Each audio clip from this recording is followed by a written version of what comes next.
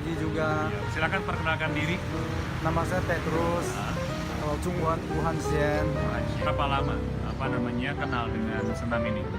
Senam Qigong ini 2007 saya belajar di Taiwan, di Zhongli ya, 靠近那个火车站itu Yongle Lu. Terus saya ke sana ketemu pelatihnya, dia ngambil saya. Terus 2008 saya ada ajarin teman-teman ya, tapi nyata ya dia orang kurang percaya karena begitu sederhana nggak mungkin sembuhin penyakit orang kan. Terus 2 tahun yang lalu saya lihat di YouTube ya, itu si Tak Fu Ise ya cerita di YouTube bahwa dia kena pertama tuh kena itu berak darah ya, jadi anggap tuh wasir, tapi nyata 3 bulan kemudian dicek nggak tahunya udah kanker dan stadium ketiga. Lalu situ berapa lama kemudian ya akhirnya merembet, dia latihan Ping Shui Kung ini sembuh. Lalu saya ada semangat lagi untuk memperkenalkan banyak orang.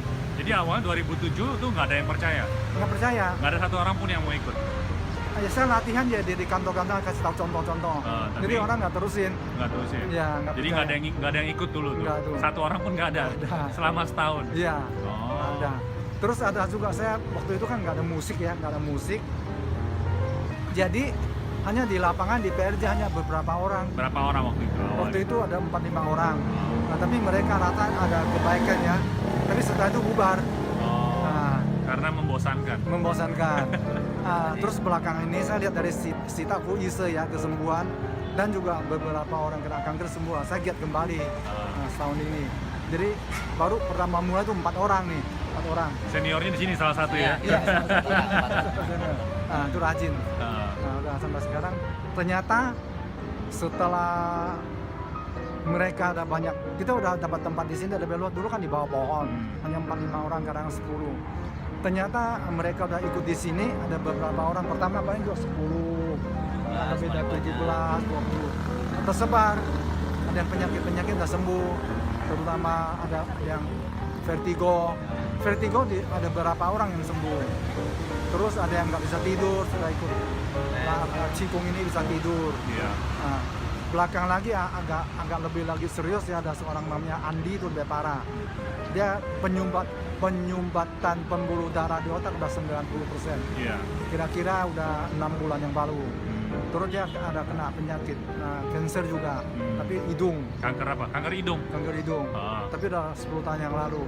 Nah setelah ikut ini, itu memang ya sama sekali itu suatu mukjizat. Dalam 3 minggu jalan ya udah sempurna, ngomongnya juga baik, kalau enggak kacau balau dia. Jadi otaknya nggak bisa kontrol tangan. Jadi sembarangan ya gitu. Itu Andi siapa yang kenalin sama senam ini? Andi yang kenalin itu pertama dari itu anak buahnya, pegawainya kan sakit lambung, terus sering makan obat, kerja capek gitu ya. Udah gitu dia cerita sama bosnya juga kurang yakin ya, hanya gitu-gitu kok sembuh. Dia cerita sama saya, dia pernah itu cenjiu ya 80 kali, sama sekali nggak ada hasil apa-apa. Dia juga ini bisa. Tapi lihat pegawainya udah makin sehat, dia datang. Ternyata saya juga kasihan orang itu yang ngomong juga gitu ya. Setelah pelan bisa sempurna. Kalau you besok datang bisa lihat dia udah percis, udah nggak salah lagi.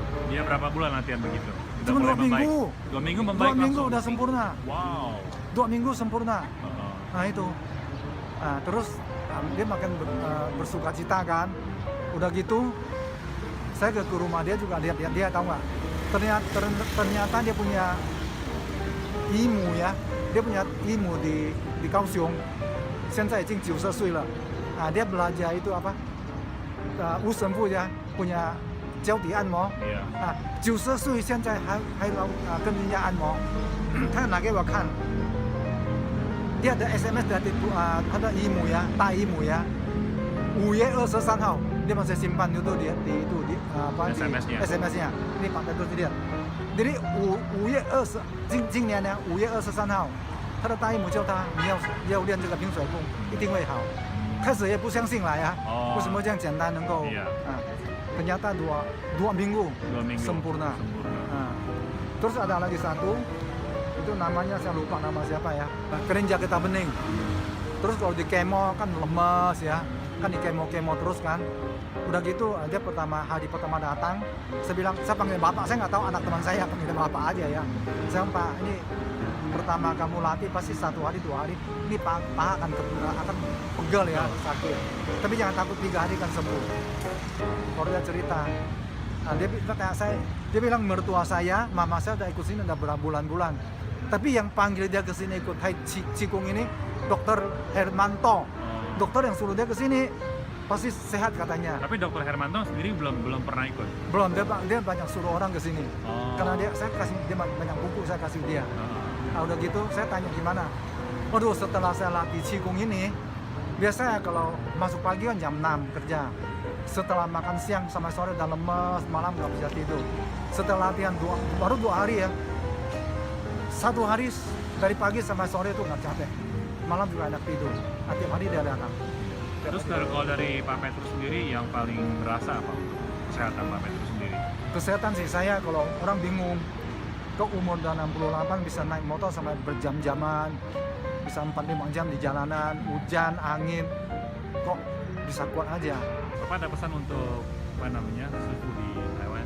Saya akan terima kasih banyak kepada Li Fungsan Sifu di Taiwan, dan dulu yang pernah ajarin saya waktu di cabang yang di Chungli ya, yang di Yonglelu. Saya berterima kasih kepada mereka semua, khusus kepada Li Fungsan Sifu. Saya juga pernah berfoto bersama. Tuhan memberkati mereka, sehat-sehat selalu. Kira-kira gitu. Mengundang mereka ke sini kalau bisa.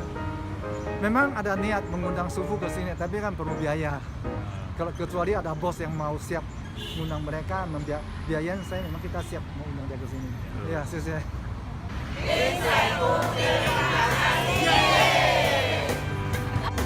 5、1、2、3、